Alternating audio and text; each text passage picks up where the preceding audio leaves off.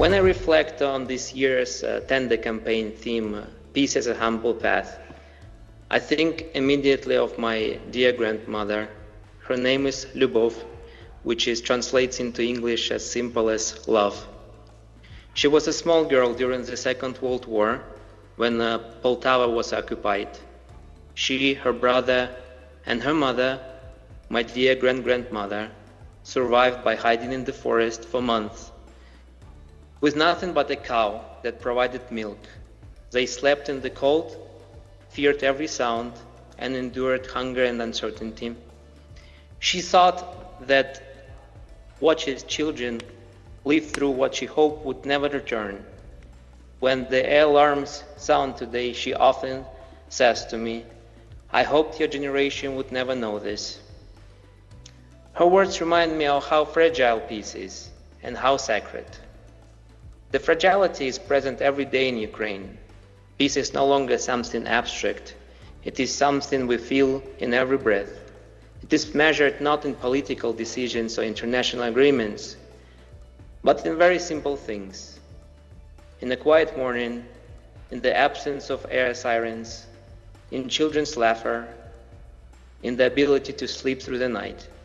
It is small, humble moments that carry the greatest meaning. In Zaporizhia, Kharkiv, Kherson, and Sumy, I believe many of these names you heard over the news.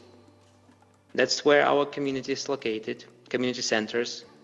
They give children spaces to learn, play, and recover parts of their childhood. Many of them never had a chance to attend kindergartens. Their early years were marked first by pandemic, as you all remember, then by war now. Yet in our center they draw, sing, make friends, and rediscover a simple joy. On the other hand, in Mykolaiv, Dnipro, and Odessa, we accompany families who fled with very little, sometimes only a plastic bag. Throughout psychosocial support, group activities, and educational programs, we help them rebuild their routines, their dignity, their sense of stability. Peace is not created in a single moment. It is created step by step, relationship by relationship, through thousands of small gestures. It is created when dignity is restored and when people feel seen and supported. And this is why your support here in Italy is so incredibly meaningful for us. You help make these small gestures possible. You help create spaces where children feel safe, where parents feel understood, where teachers feel supported, where families regain their dignity again. You show us that we are not alone, that for us is a source of immense strength.